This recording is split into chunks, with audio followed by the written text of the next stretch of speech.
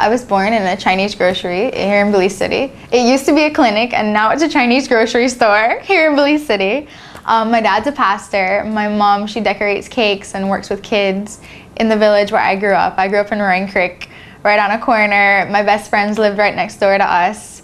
We'd eat guana and catch lizards, and we had dogs coming out the wazoo, and we had a plum tree in the backyard, and I had a pretty average Roaring Creek life.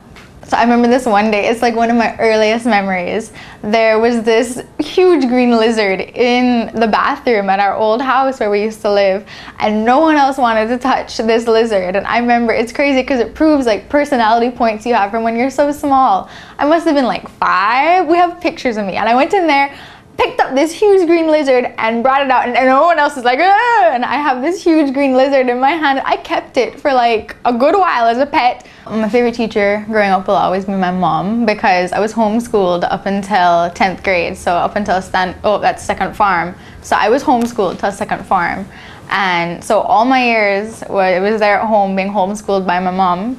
And for my last 2 years of school, I went out to high school at BCA, and I think my favorite teacher in high school would no doubt about it, be Miss Casey Jones. She was our literature and English teacher, and she gave me the craziest passion for writing. Jumping out into real school, I mean, not that it's fake school, but real school was no problem for me. I mean, my first semester out, I got straight A's.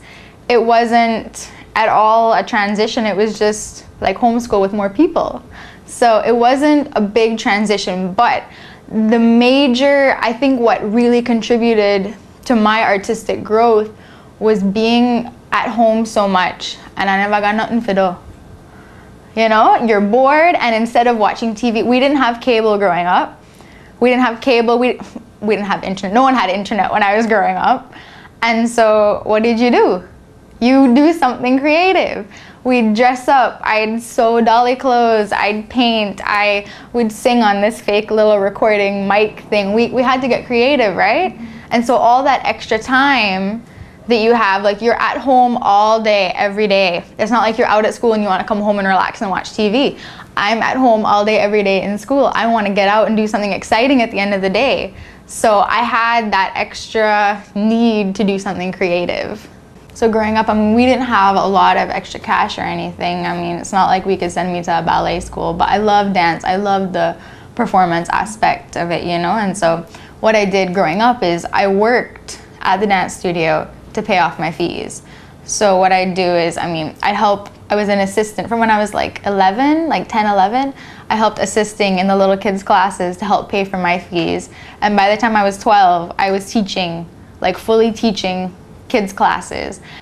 And then the people at the dance studio, a whole drama blew up. There was craziness, pregnancy, murder, all this craziness happened, and they left and went back to the States.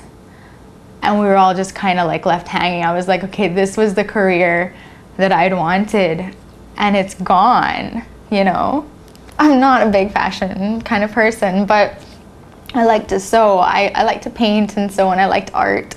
So I'd paint and I'd sew my own clothes. And being from a not so rich family is kind of why I started sewing my own clothes. I mean, we didn't have a lot of money to go out and buy cool clothes, but I liked to look cool because I wanted to be cool with my friends.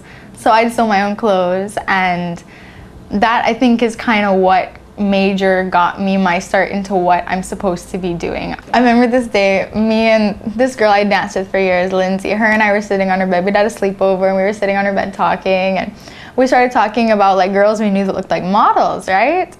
And you're like, oh, this girl looks like a model. Oh, this girl in our class could totally be a model. And Lindsay's like, you sew good, you design. Why don't you have a fashion show?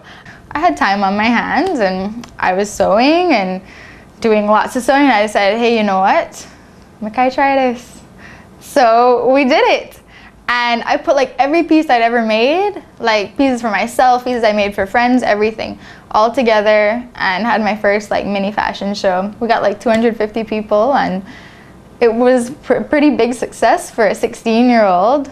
And that's kind of where I was like, okay, I think I could actually do this. Like, I got an order. Someone like wanted to buy something. I was like, okay, I think I could make some money from this. This random girl adds me from Florida. I don't even remember her name. I need to go look her up, but she adds me on Facebook and she starts talking to me. She's like, oh, I'm a designer up here and I've been looking through your stuff on your Facebook page and you know, you're doing really good and stuff. And I was like, okay, we talked a little bit and I didn't hear from her for a long time. And I got an email from her forwarding a message from some people in Jamaica. And I was like, oh, this must have gone to the wrong email. This is not for me. So I messaged her and she's like, no. Like, these people, because they knew that she's from Belize, like Shibanya, they knew that they could get in contact with her to find designers from Belize. So she's like, I'm gonna know you, so that you are a call. So I read the email and they're looking for a casting call for designers from around the Caribbean for this TV show. And we get into it and I'm doing good first week. I'm doing good second week. I come out on top a few times. Everyone's like crying and having a rough time and I'm just like chilling out having fun. And I'm like, okay, wait a second. Like, I'm doing good here. Like, I didn't think I was gonna do good. I was like, these people are really good. And I was doing good. That was crazy for me. That was crazy. If I would have grown up in New York or Vancouver or Toronto, I would have been just like every other kid that grows up in Toronto or Vancouver or New York. And my designs would have looked just like every other person who comes out of Vancouver, New York, Toronto. Growing up in Roaring Creek ended up being one of my biggest assets instead of something to hold me back, because I had to push through. I had to create things to do for myself and I didn't have anyone else to copy. I didn't have Vera Wang to look and be like, I want to be just like you. I didn't know what I want to be. But I guess God already had that plan and he knew what I was supposed to be. So he didn't need me to have some big role model to go follow and copy their every move. He had already put that in me and that walked itself out regardless of where I was born. I look into the window of my mind, reflections of the fears I know.